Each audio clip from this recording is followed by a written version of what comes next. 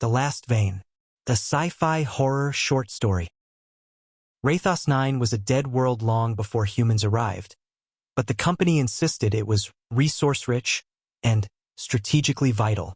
That was corporate language for "we found something valuable and we don't care what it does to you." The planet's surface was a cracked desert of ochre stone and black dust, swept by winds that carried static electricity strong enough to sting through a suit. The sky was a permanent rust-colored haze. Nothing lived here. Nothing grew. Nothing changed. Except the luminite.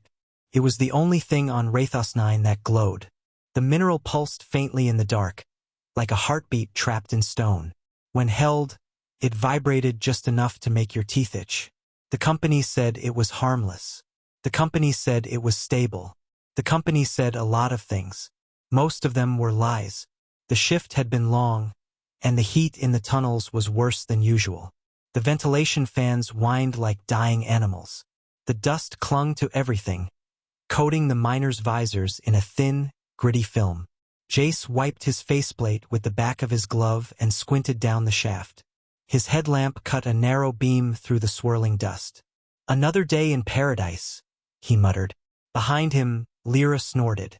"Paradise doesn't smell like burnt copper and regret." "Depends on the paradise. Yours must be terrible." Jace grinned, though she couldn't see it. Lyra was the only one who could still joke down here. Most of the crew had stopped trying weeks ago.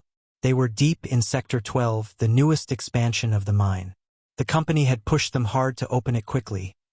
Luminite veins were getting harder to find, and the board wanted results. Sector 12 was different from the others. The rock was softer, almost porous.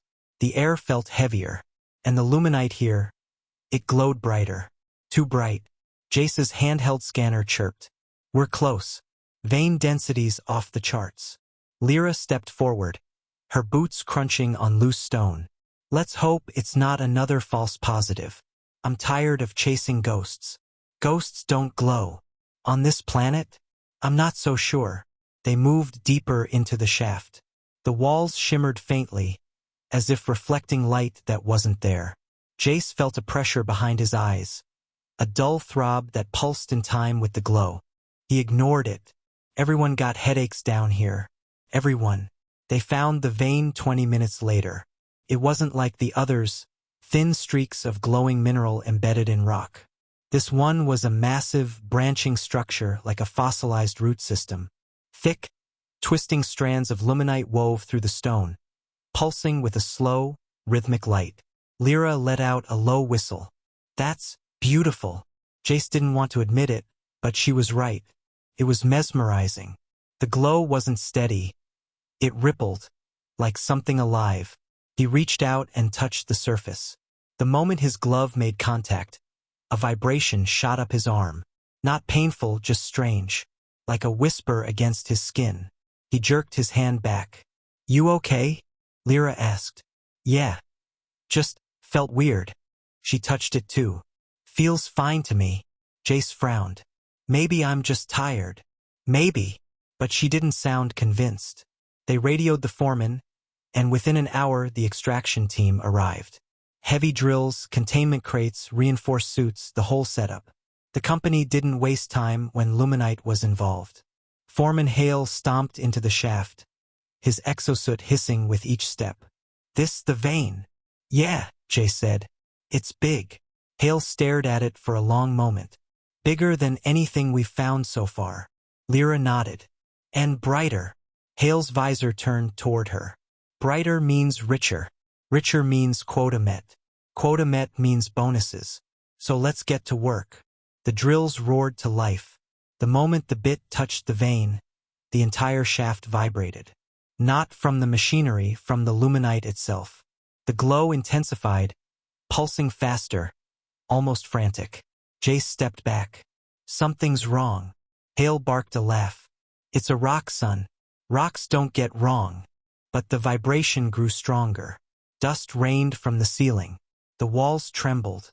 Then the drill bit snapped. A shard of metal ricocheted off the wall, narrowly missing Lyra's helmet. "Shut it down," Jace shouted. The machinery powered off. Silence fell heavy, suffocating. The vein continued to pulse. Faster, faster. Then it stopped. The glow faded to a faint, steady shimmer. Hale cursed. Damn equipment. We'll bring in a replacement. But Jace wasn't looking at the drill. He was staring at the vein. Because for a moment, just a moment, he thought he'd heard something. A whisper. A voice. Calling his name. That night, Jace couldn't sleep. The barracks were quiet. The air recyclers humming softly. Most of the crew were exhausted enough to pass out instantly. But Jace lay awake, staring at the ceiling. Every time he closed his eyes, he saw the vein pulsing. He heard the whisper. He felt the vibration in his bones. He sat up, rubbing his temples. The headache was worse now. A deep, throbbing ache behind his eyes. He needed air. He stepped outside into the night. The desert stretched endlessly in all directions, illuminated by the faint glow of the mining outpost's floodlights. The sky was a swirling mass of dust and static. Lyra was already out there, sitting on a crate, staring into the darkness. Couldn't sleep either? Jace asked. She shook her head. Headache. Yeah. Me too. They sat in silence for a while. Then Lyra said, Jace, did you hear anything? Down in the shaft. He froze. What do you mean? When the drill broke, I thought I heard something, like a voice. Jace exhaled slowly. Yeah, I heard it too. Lyra looked at him, her eyes wide behind her visor. What the hell is this place? He didn't have an answer. The next day, the replacement drill arrived. This time, the company sent a remote-operated unit, a heavy, tracked machine with reinforced arms and a diamond-tipped bit. No human operator needed. Hale wasn't taking chances. The crew gathered at a safe distance as the machine rolled into position. The bit spun up, whining loudly. Let's see if this one holds, Hale muttered. The drill touched the vein. The glow intensified. The vibration returned. Jace felt it in his teeth. Then the machine's sensors began to spike.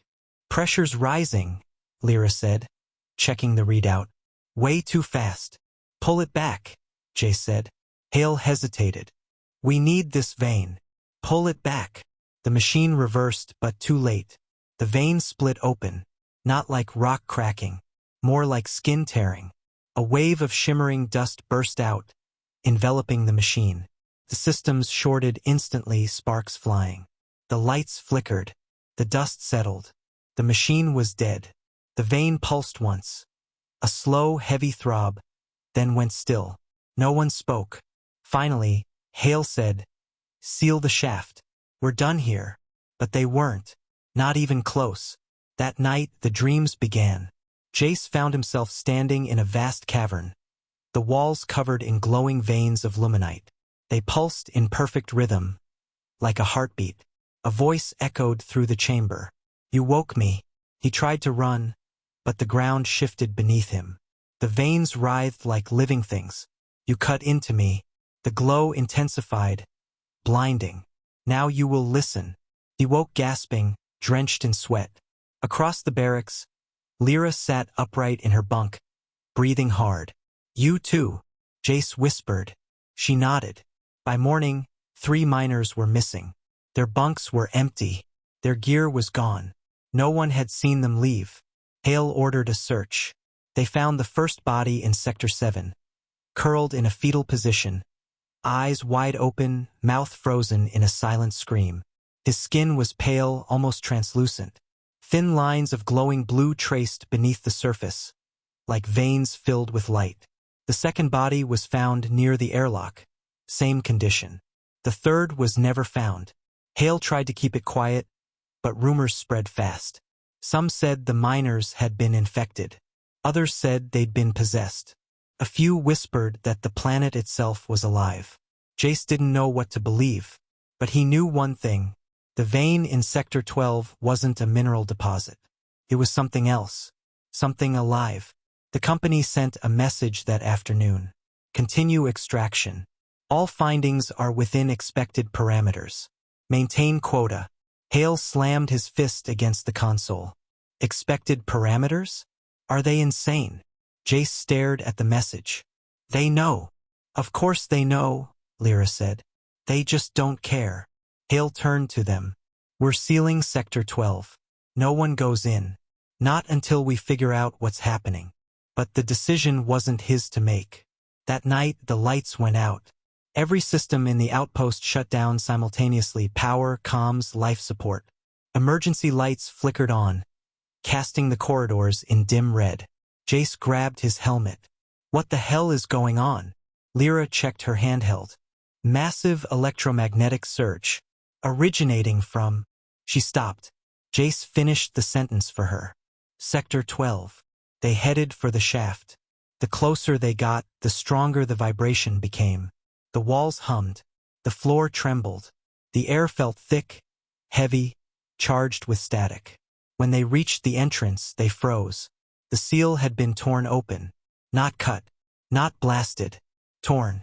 Inside, the glow was blinding. The vein had grown. It now covered the walls, the ceiling, the floor. A massive branching network of pulsing light. The air shimmered with luminous dust. And in the center of the chamber stood the missing third miner. Or what was left of him. His body was suspended in the air, wrapped in tendrils of glowing luminite. His eyes were open, glowing faintly. His mouth moved, but the voice that came out was not human. You cut into me. Jace staggered back. Oh God! The voice echoed through the chamber. You woke me. Lyra grabbed his arm. We need to go. But the tendrils were spreading, crawling across the floor, reaching toward them. The miner's body convulsed. I was sleeping, dreaming, waiting. Hale stepped forward, raising his plasma cutter. Let him go! The tendrils tightened. The miner screamed. A sound that was not a sound. A vibration that rattled Jace's bones. Then he went still. The voice spoke again. You are small, fragile. But you hear me. You feel me. You woke me. The chamber shook. And now I am hungry. Run! Jace shouted. They fled. The outpost descended into chaos. Lights flickered. Walls cracked. The ground trembled as the veins spread beneath the surface, branching outward like roots seeking nourishment. Miners ran through the corridors, shouting, panicking. Some collapsed, clutching their heads, screaming about voices. Others simply stood still, staring blankly, their eyes glowing faintly. The planet was waking up, and it was angry. Jace, Lyra, and Hale reached the command center. Hale slammed the emergency override. We're evacuating, he said. Now. But the shuttles, Lyra began. Forget the shuttles. We're taking the crawler to the orbital elevator. It's our only chance. The ground shook violently. Move! They raced across the desert in the crawler, its massive treads kicking up clouds of dust. Behind them, the outpost collapsed as glowing tendrils erupted from the ground, tearing through metal and stone. The sky pulsed with faint blue light. Lyra gripped the console. It's spreading. Jace stared out the window. The ground beneath them shimmered, faint lines of light tracing through the sand, converging toward the horizon. It's everywhere, he whispered. Hale pushed the crawler harder. We just need to reach the elevator. Once we're in orbit, we can warn. The crawler lurched violently. A massive tendril burst from the ground, slamming into the vehicle. Metal screamed. The crawler flipped, tumbling across the desert. Jace hit the ceiling. Pain exploded through his body. Then everything went dark. He woke to silence. The crawler was on its side, half buried in sand. Sparks flickered from broken panels. The air smelled of ozone and burning metal. Lyra lay nearby, unconscious but breathing. Hale was gone. Jace crawled out of the wreckage. The desert was glowing. Thin lines of light crisscrossed the sand, pulsing rhythmically. The ground vibrated with each pulse. A voice echoed in his mind. You woke me. He staggered back. Get out of my head. You cut into me. Lyra groaned, sitting up. Jace. What's happening? He helped her to her feet. We need to move. Where? Anywhere. But there was nowhere to go. The ground split open. A massive structure rose from the sand. A colossal, branching formation of glowing luminite, like the exposed neural tissue of some unimaginable creature. The voice thundered through the air. I was dreaming. You woke me. You hurt me. Now you will feed me. Tendrils erupted from the ground, reaching toward them. Jace grabbed Lyra's hand. They ran. But the desert shifted beneath their feet. The tendrils closed in. Lyra stumbled. Jace pulled her up. A tendril wrapped around her leg. She screamed. Lyra! She looked at him, eyes wide with terror. Go! I'm not leaving you. The tendril tightened, pulling her toward the glowing mass. Jace! She gasped. Run! He held on as long as he could. But the tendril was too strong. Her fingers slipped from his. She was pulled into the light. Her scream echoed across the desert. Then silence. Jace fell to his knees. The voice whispered. You woke me. He looked up at the towering structure. What are you? He whispered. The answer came like a tremor through the earth. I am the planet. The glow intensified. And you are mine. The tendrils closed around him. He didn't scream. He was too tired. As the light consumed him, he felt the heartbeat of the planet, slow, ancient, vast. And he understood. The luminite wasn't a mineral. It was neural tissue. The veins were nerves. The planet was alive. And the mining had been surgery. Crude, violent surgery. The last thing he heard was the voice. Sleep now. Dream with me. Then everything went dark. Rathos 9 glowed softly beneath the stars. The company sent another crew 6 months later. They never returned.